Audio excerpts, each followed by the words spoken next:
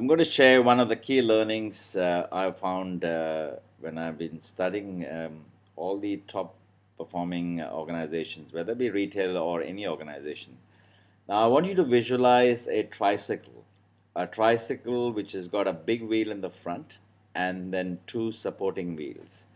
So any organization is driven by these three wheels. So one is a big wheel, like I said, and then the other two supporting wheels. Now the big wheel could be one of the three. It could be either a service-driven, service-led strategy or a customer-led strategy.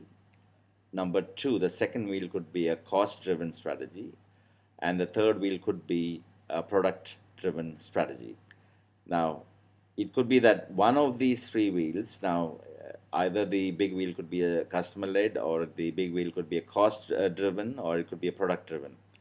Now, any organization I've seen across the globe who have actually gone on to have sustainable long term success, usually, in my humble view, and my learnings have been that it is to do with the customer led strategy or the customer led initiative, which is usually the big wheel. Any top organization, whether one of my favorite airlines like Singapore Airlines, Zappos, which is a 1 billion online footwear retailer, Starbucks, you just, the list goes on.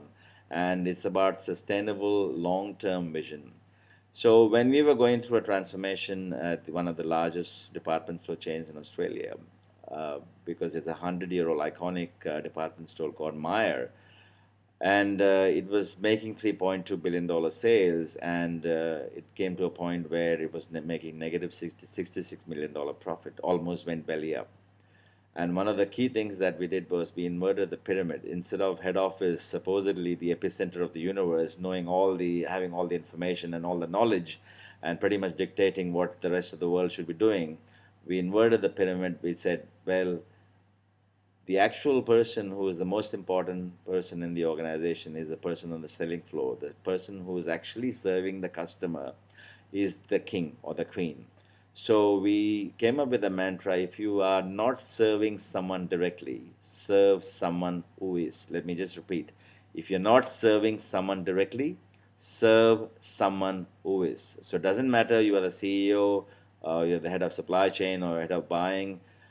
Our primary objective is to make sure that we serve the person who's on the shop floor, or the person who's actually attending to a customer, and because then they become our internal customers. So our role fundamentally in sitting in head office, supposedly the epicenter, is no longer the most important. The most important person in the team is the person on the shop floor.